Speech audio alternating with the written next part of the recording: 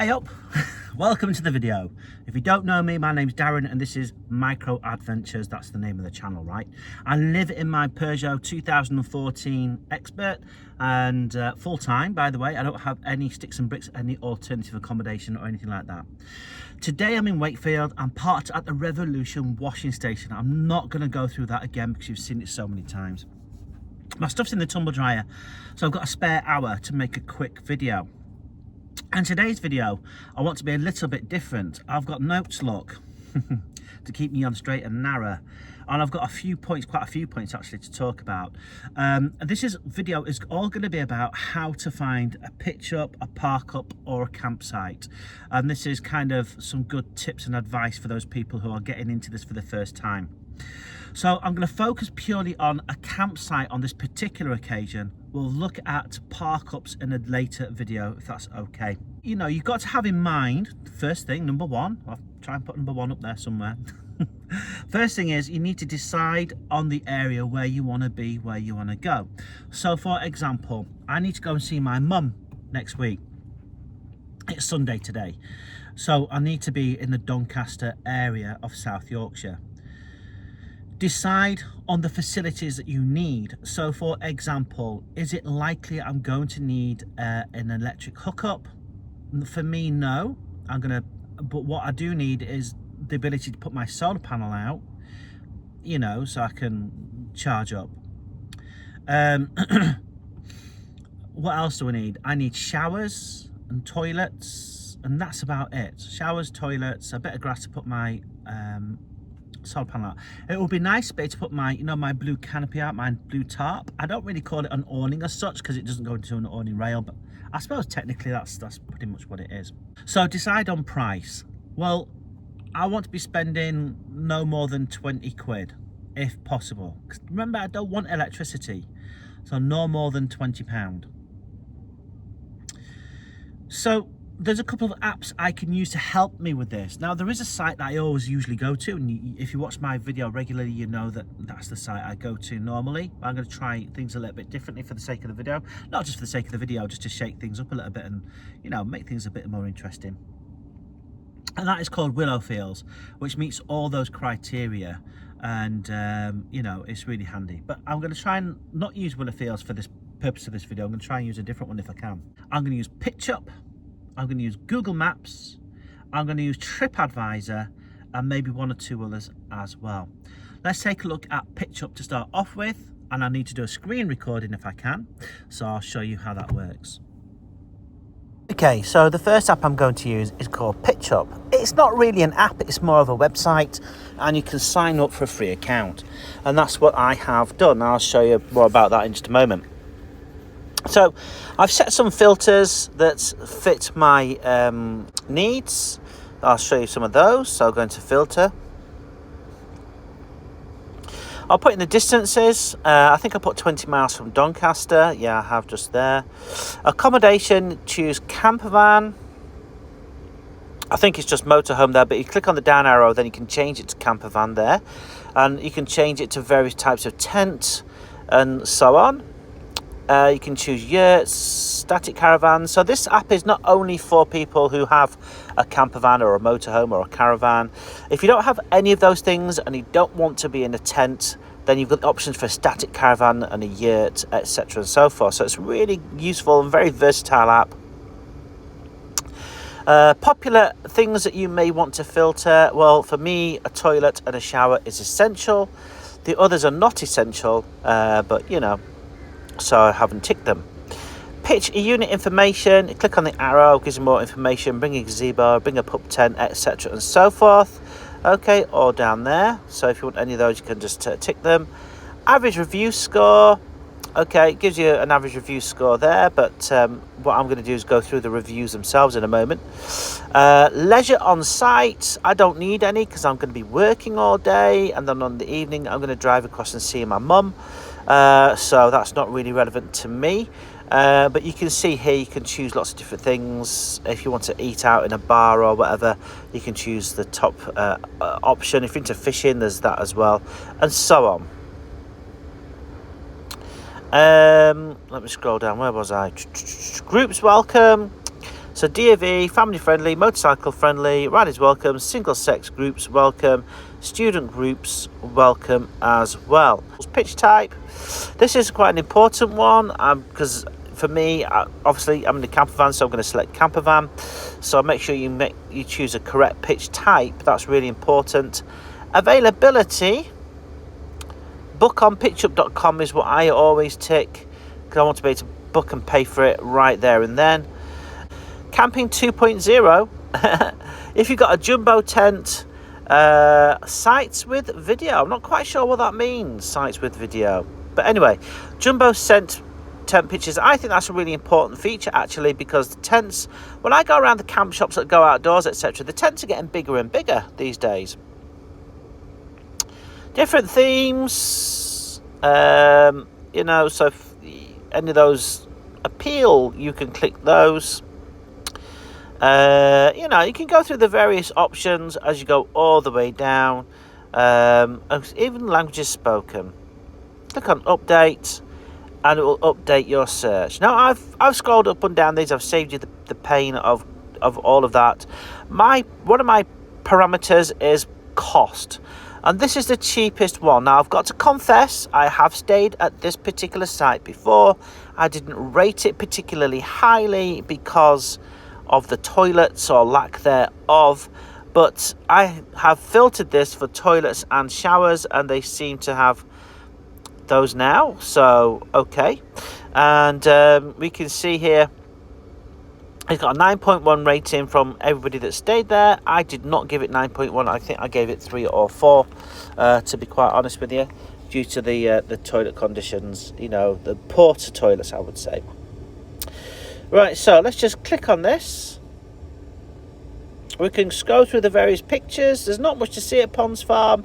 It's just literally a field, as you'd expect from a farm, I guess.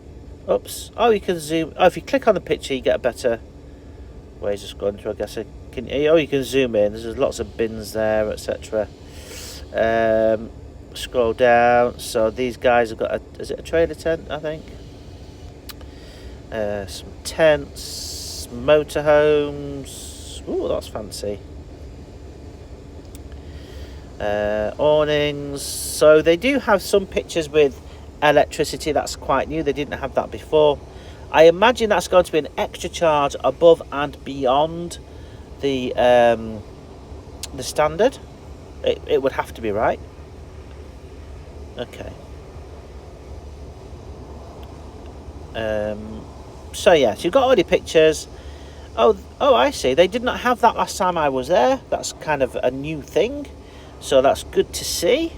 That's why I marked them down before. I didn't really give them a very high score because, well, the facilities for toilets and showers were just poor. But obviously they've addressed that, which is good, right? Okay, so let's go back from there. Click on read more. Just give you a full description now. I'm not going to read it all, but you can see it there. This is an artificial intelligence generated review, okay, based on what people have said. I ignore that. I don't like it.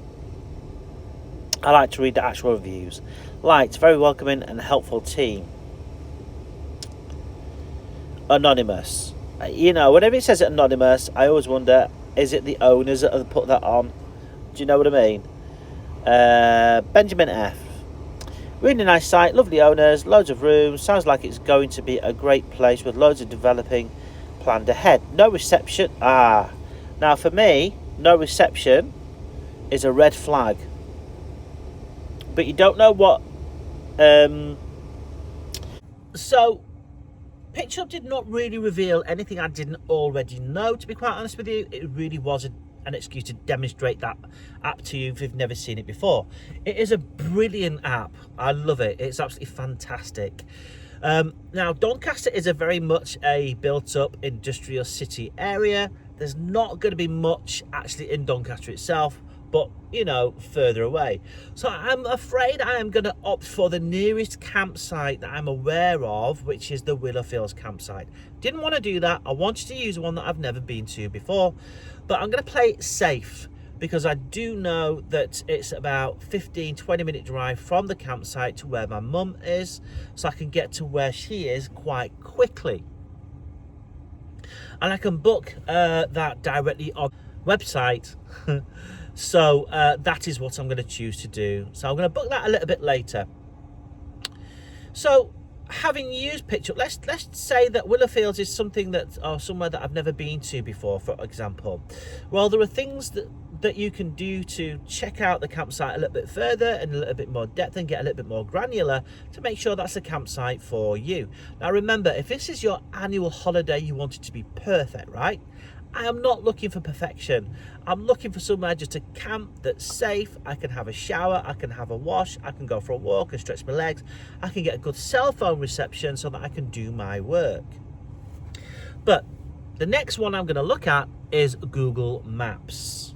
Okay, so with Google Maps, you can simply change the filters to, I think it's satellite view, and you can get a bird's eye view looking down. The things that I would be looking for are there any train tracks nearby that's going to wake me up early in the hours in the morning or whatever that's going to disturb my sleep? Are there any industrial units or, you know, industrial areas that might disturb my sleep? Is it near to a main road that might disturb my sleep? I think you get the general theme, right? And you can see those from Google Maps. Let's take a look at that one. So I'm in Google Maps now, and it's in its standard format. I've typed in the campsite, Willowfields campsite, and it's taking me to where I want to be. And this is what it looks like to begin with.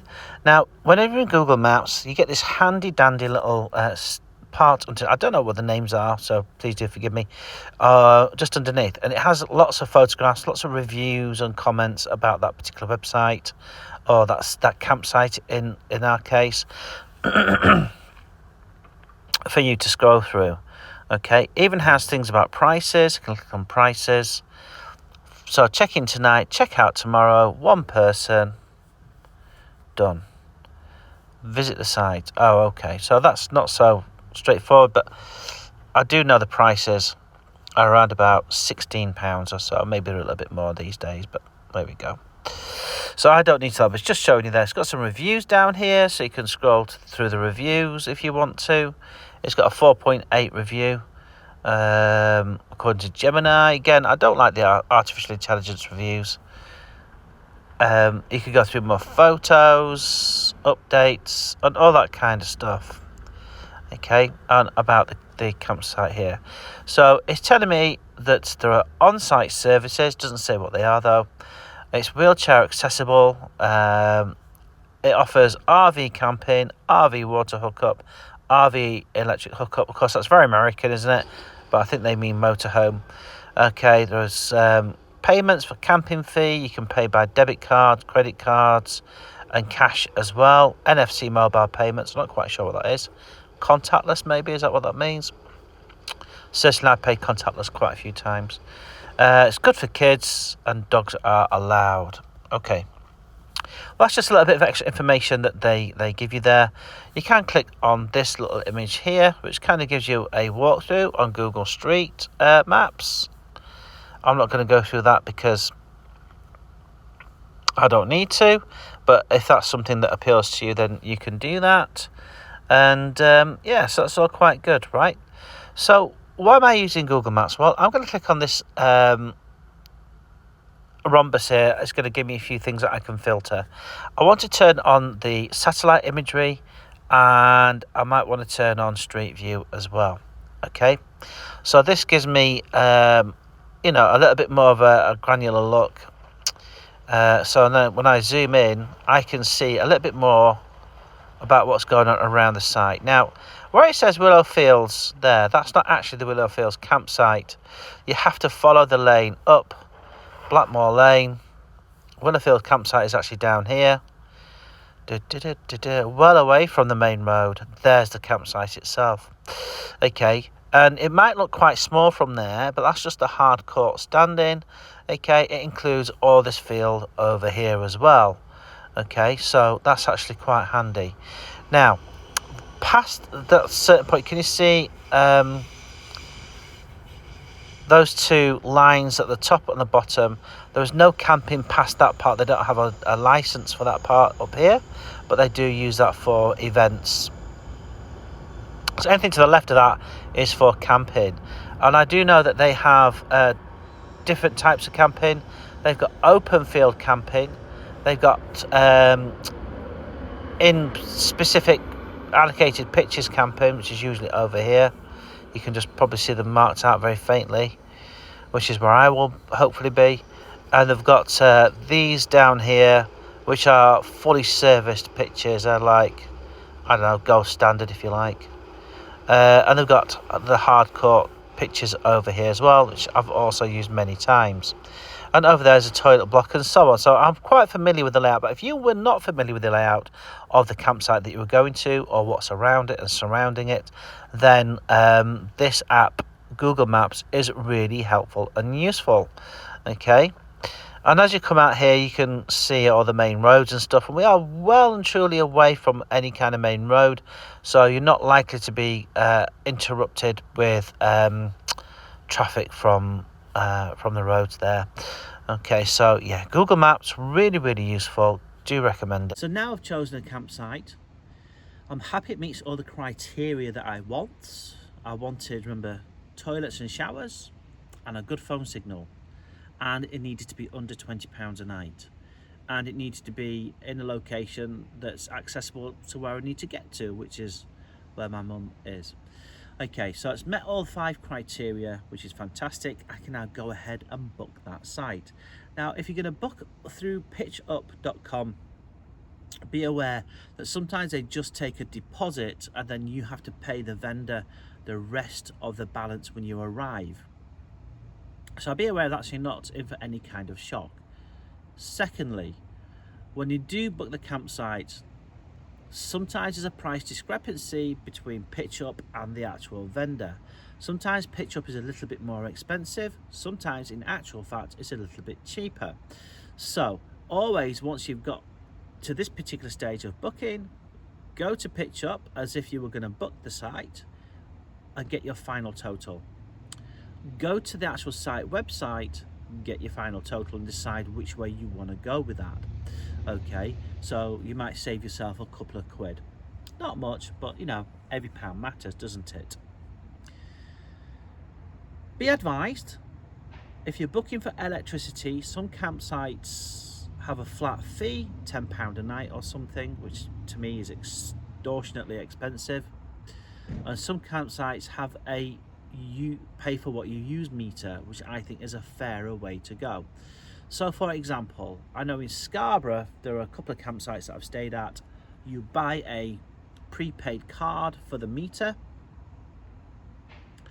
and what you don't use, you take the card back to reception and they refund you what you haven't used, or they'll charge you a bit more if you've gone over. I think that's a much fairer way of doing that, but either which way, just be aware of those systems that may be in place if you're going to be using electricity. I am not going to be using electricity, so it's no big deal for me. So again, when you're booking your campsite, make sure you take your time, you don't rush. I have heard that some people have booked entirely the wrong days. They've turned up and they don't actually have a booking for that particular day or week or month or whatever. Okay, so just be very, very aware of that. My advice is that once you've booked your campsite, is you telephone ahead and you say, I'm just looking for confirmation that my booking has come through. I booked it for these dates, these times, and this many nights. Okay, and that will help both you and the vendor out to make sure that you've got that confirmation. So that's how I use those particular apps to help me book campsites and choose a campsite that I want to go on. Didn't really work out in the video the way I wanted it to today, because I wanted to find new and interesting campsites in the area. There aren't any. There was one called Ponds Farm. I've stayed there before, wasn't to my particular liking, although it is about £2 a night cheaper. It's not to my liking, but you make your own mind up. I'm not going to say it's a good site or a bad site. It's not for me to say. Okay, it's sort of for you to decide for yourself, and that's the thing. When you read the reviews, take them with a pinch of salt sometimes. Okay, because people have got different standards of what they expect. Some people, when they're booking an £18 a night campsite, are expecting to arrive at a £50 a night campsite. Does that make sense? So the price will reflect and should reflect your expectations, I feel. So yeah. Okay guys, so that's it for this week's video. I hope you've enjoyed it. I hope you've taken something away from it and it's been useful for you. If it has, please do like, comment and subscribe, and that will help me out a lot. Okay guys, I'll see you in the next one.